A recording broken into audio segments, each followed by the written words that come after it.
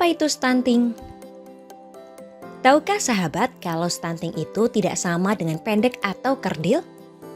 Stunting pasti pendek, tetapi pendek belum tentu stunting. Perbedaan terbesar antara pendek dan stunting terletak pada penyebab. Stunting adalah masalah kekurangan gizi dalam jangka waktu yang cukup lama karena kurangnya asupan makanan yang dikonsumsi sehingga tidak sesuai dengan kebutuhan gizi untuk anak seusianya, terutama pada 1000 hari pertama kehidupan. Akibat dari kekurangan asupan makanan yang bergizi sejak dalam kandungan hingga anak berusia 2 tahun dapat menghambat pertumbuhan fisik maupun kognitif atau kecerdasan pada anak. Seberapa banyak sih anak yang mengalami stunting? Stunting merupakan masalah global, ditemukan pada 162 juta anak di seluruh dunia. Bagaimana upaya pemerintah dalam menangani stunting? Pemerintah Indonesia telah merumuskan 5 pilar penanganan stunting. Pilar pertama, komitmen dan visi pimpinan tertinggi negara. Pilar kedua, kampanye nasional berfokus pada pemahaman, perubahan perilaku, komitmen politik, dan akuntabilitas. Pilar 3, konvergensi, koordinasi, dan konsolidasi program nasional, daerah, dan masyarakat. Pilar 4, mendorong kebijakan akses pangan bergizi, dan pilar 5, pemantauan dan evaluasi. Apa saja sih yang bisa menyebabkan stunting?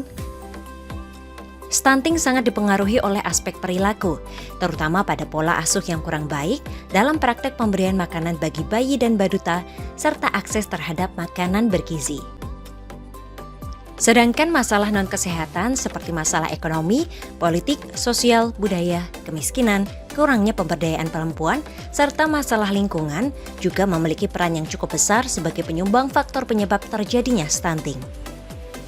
Bagaimana dampak dan tanda-tanda dari anak yang mengalami stunting? Sahabat tahu tidak kalau ternyata stunting bukan hanya soal tubuh yang pendek, tetapi anak stunting memiliki resiko 4 kali lebih mudah untuk meninggal dan IQ-nya turun 11 poin di bawah anak normal loh. Anak dengan stunting juga mengalami penurunan tingkat kecerdasan, gangguan berbicara, dan kesulitan dalam belajar, prestasi di sekolah, produktivitas, dan kreativitas di usia-usia produktif. Bagaimana cara mencegah dan menanganinya?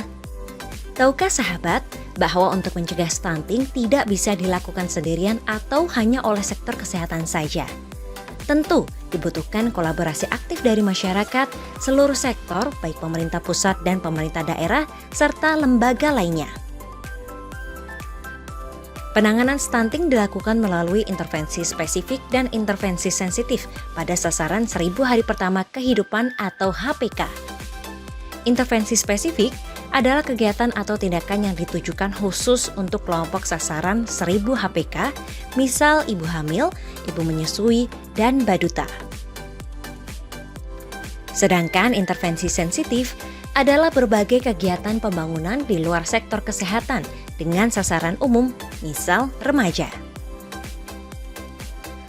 Upaya perbaikan intervensi sensitif bisa meliputi memberikan edukasi terkait kesehatan seksual, kesehatan reproduksi, dan gizi pada remaja, serta pendewasaan usia pernikahan. Melakukan fortifikasi bahan pangan, meningkatkan ketahanan pangan dan gizi, serta meningkatkan pendapatan keluarga. Apa saja yang perlu diperhatikan selama periode emas atau golden period? Periode 1000 hari pertama kehidupan menjadi periode emas yang sangat penting untuk sahabat perhatikan dan persiapkan dengan matang. Mengapa demikian? Karena pada periode ini terjadi pertumbuhan fungsi otak yang sangat amat pesat yang dapat mendukung seluruh proses pertumbuhan anak dengan sempurna. Masa kritis periode emas. Periode dalam kandungan. Ibu hamil dengan status gizi yang kurang tentu akan menghambat proses pertumbuhan janin. Apabila tidak segera ditangani dengan benar, maka dapat meningkatkan risiko keguguran, bayi lahir mati, kematian neonatal, cacat bawaan bayi, bayi lahir dengan berat badan rendah atau BPLR, bayi pendek atau stunting, dan meningkatkan risiko obesitas ataupun penyakit degeneratif lainnya saat ia dewasa kelak. periode 0 sampai 6 bulan. Sebelumnya, apakah sahabat sudah tahu apa yang dimaksud dengan IMD? IMD atau inisiasi menyusui dini adalah memberikan ASI segera setelah bayi dilahirkan.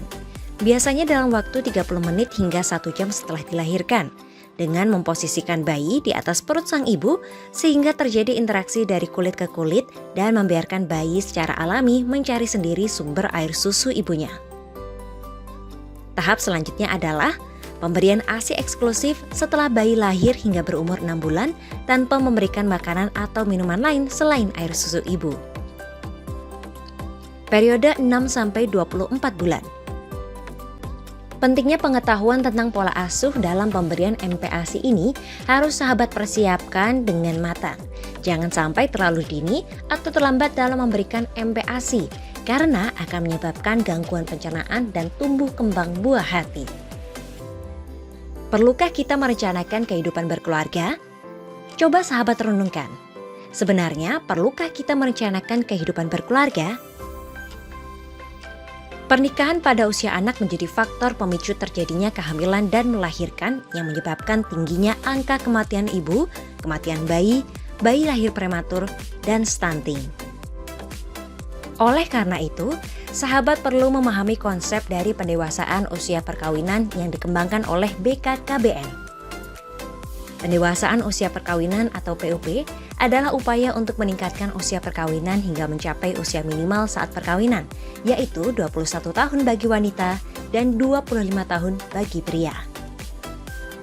Sahabat, yuk bersama kita dukung penanganan stunting dan wujudkan Indonesia bebas stunting. Rencanakan masa depanmu, kalau bukan kita yang peduli, siapa lagi?